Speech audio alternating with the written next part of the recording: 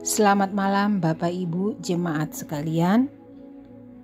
Sebelum kita membaca dan merenungkan firman pada malam hari ini, Sabtu 27 April 2024, kita minta bimbingan Roh Kudus dan kita berdoa. Kita satu di dalam doa. Bapa di dalam surga, terima kasih Tuhan Yesus, Engkau telah pimpin kami dari pagi hingga pada malam hari ini dengan tidak kurang suatu apapun. Bapa di dalam surga, sebelum kami mau istirahat tidur pada malam hari ini, kami mau membaca dan merenungkan akan firman-Mu pada malam hari ini. Kami minta ya Tuhan Yesus, biar Roh Kudus-Mu membimbing kami supaya dapat membaca dan merenungkan firman untuk kehidupan kami. Terima kasih Tuhan Yesus, ampun akan segala dosa yang kami perbuat melawan kehendak-Mu. Bersabdalah Engkau ya Tuhan Yesus, kami anak-anak-Mu sudah siap untuk mendengarkannya. Di dalam nama Yesus kami berdoa dan mengucap syukur. Amin.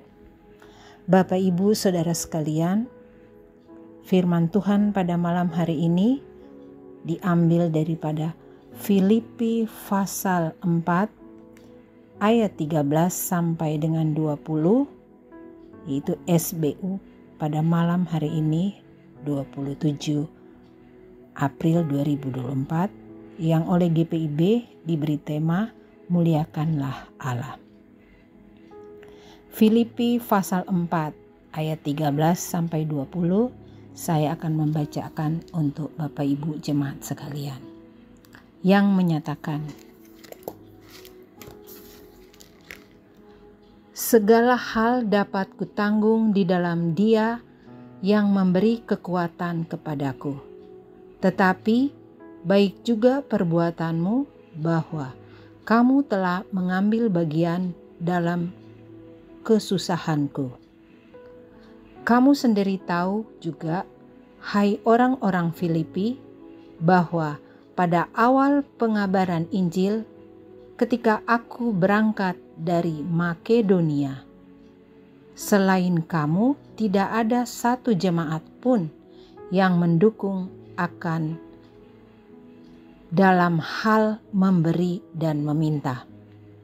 Karena di Tesalonika pun kamu telah 1-2 kali mengirimkan bantuan kepadaku.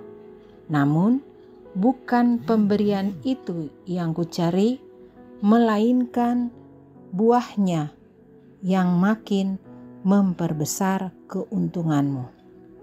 Kini aku telah menerima semua yang perlu dari kamu, malahan lebih dari itu. Aku berkelimpahan karena aku telah menerima kirimanmu dari Epafroditus, suatu persembahan yang harum, suatu kurban yang disukai dan berkenan kepada Allah. Allahku akan memenuhi segala keperluanmu menurut kekayaan dan kemuliaannya dalam Kristus Yesus. Kemuliaan bagi Allah dan Bapa kita selama-lamanya. Amin. Demikianlah firman Tuhan pada malam hari ini. Kesulitan hidup, tantangan, dan beban berat sudah menjadi bagian dalam hidup manusia. Banyak tokoh dalam Alkitab dapat kita jadikan contoh dan teladan dalam menghadapi kesulitan bahkan penderitaan hidup. Contohnya yaitu Nabi Ayub. Ayub misalnya mengalami penderitaan yang berat, kematian akan anak-anaknya, semua kekayaannya hilang, bahkan kesehatannya merosot drastis. Namun kalau kita baca firman atau kita baca dalam Alkitab, Nabi Ayub tidak pernah mengutuki Allah. Bahkan dari bibirnya Nabi Ayub keluar kata, apakah kita mau menerima yang baik dari Allah saja, tapi tidak mau menerima yang buruk? Bapak, Ibu, Saudara sekalian, dalam bacaan firman kita malam ini juga, Rasul Paulus mengalami kesulitan dan penderitaan dalam pelayanannya. Rasul Paulus tidak menyerah. Rasul Paulus tidak putus asa. Justru dia berkata, segala perkara dapat ditanggungnya di dalam Tuhan, yang kita bisa baca dalam pasal 13 firman pada malam hari ini.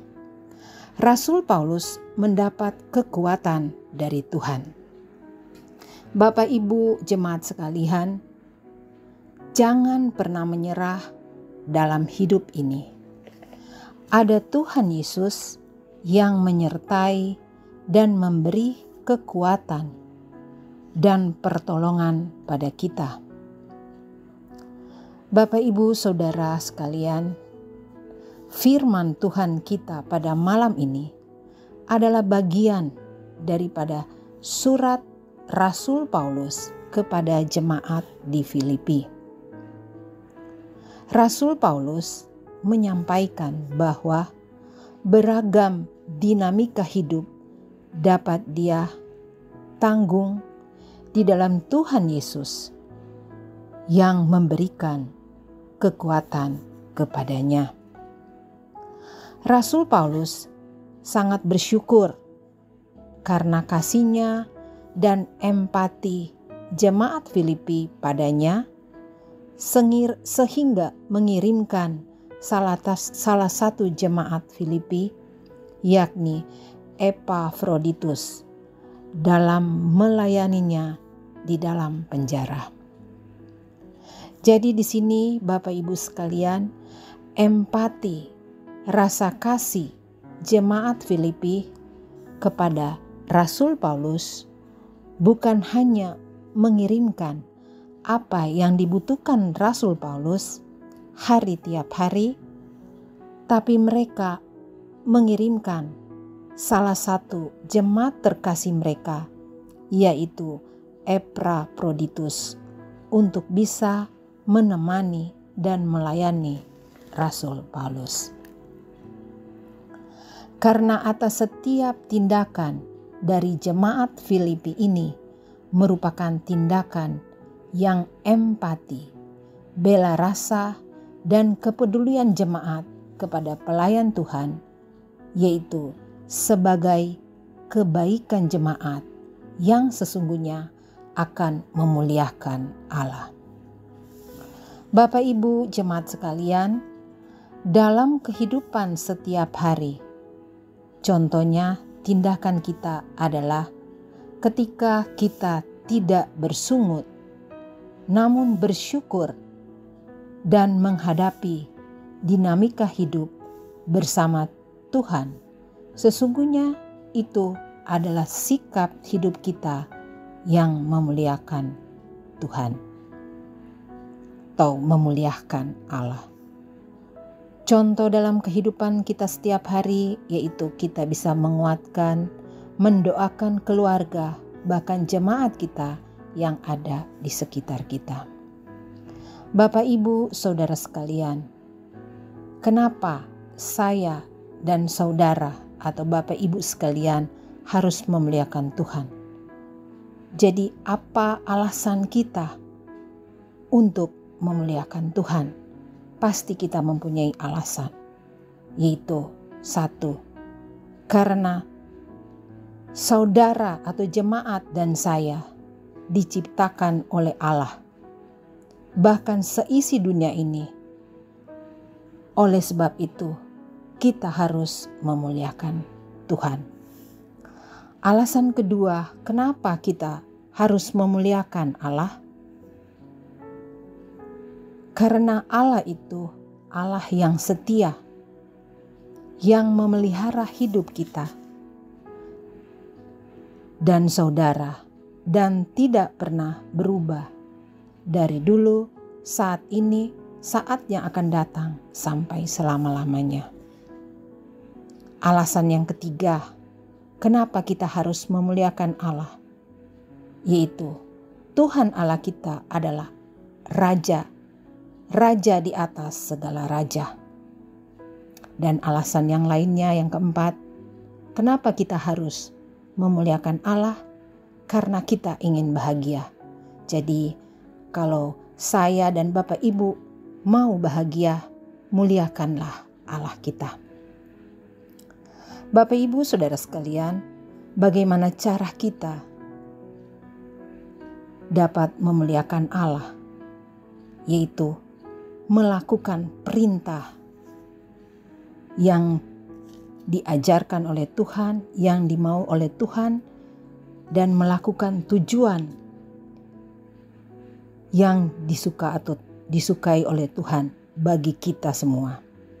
Yaitu tujuan kita supaya kita melakukan memuliakan Tuhan adalah tujuannya, yaitu kita bisa mengenal dan mengasihi Tuhan. Terus-menerus kita mengenal akan Tuhan supaya kita bisa memuliakan Tuhan. Jadi tujuan kita memuliakan Tuhan juga supaya iman percaya kita bertumbuh di dalam Tuhan. Tujuan kita juga untuk memuliakan Tuhan supaya kita bisa melayani Tuhan Yesus dan orang lain, yang kita bisa baca juga dalam 1 Petrus 4 ayat 10. Saya akan bacakan untuk saudara sekalian. 1 Petrus 4 ayat 10 yang menyatakan, layanilah seorang akan yang lain sesuai dengan karunia yang telah diperoleh tiap-tiap orang sebagai pengelola yang baik dan berbagai anugerah Allah. Jadi tujuan kita adalah melayani Tuhan dan orang lain juga, seperti yang kita bisa baca dalam 1 Petrus 4 ayat 10 ini, sesuai dengan karunia atau talenta yang Tuhan telah berikan pada kita. Dan tujuan kita memuliakan Tuhan juga adalah supaya kita selalu menjadi saksi atau memberitakan kabar baik, yaitu menjadi saksi, bersaksi untuk Tuhan Yesus. Jemaat saudara sekalian, ketika kita melakukan atau mengetahui alasan dan tujuan kita memuliakan Allah dalam hidup ini, percayalah Allah akan memberkati kita. Dan kita selalu mengakui bahwa setiap keberhasilan kita, haruslah kita sadar bahwa keberhasilan yang kita raih itu tidak lepas dari campur tangan Tuhan. Oleh karena itu, setiap keberhasilan kita pun juga harus serahkan pada Tuhan dengan memuliakan namanya, karena Allah yang memampukan kita. Amin. Bapak Ibu jemaat sekalian, sebelum kita istirahat tidur, mari kita satu di dalam doa. Bapa, kembali lagi kami mengucap syukur atas firman yang telah kami dengar malam ini. Terima kasih Tuhan atas sapaan firman malam ini. Kami mengetahui alasan dan tujuan kami untuk selalu memuliakan Allah. Terima kasih Tuhan, karena Engkau selalu setia dan tidak pernah berubah dari dulu sampai selama-lamanya. Bapa, kalau sebentar kami akan istirahat tidur, pimpin kami, jaga kami. Kami minta Tuhan bangunkan kami di besok pagi dengan tubuh yang sehat untuk memuliakan nama Tuhan. Terima kasih Tuhan Yesus, di dalam nama Tuhan Yesus kami berdoa. Amin. Selamat malam Bapak Ibu jemaat sekalian. Tuhan Yesus memberkati kita semua. Amin.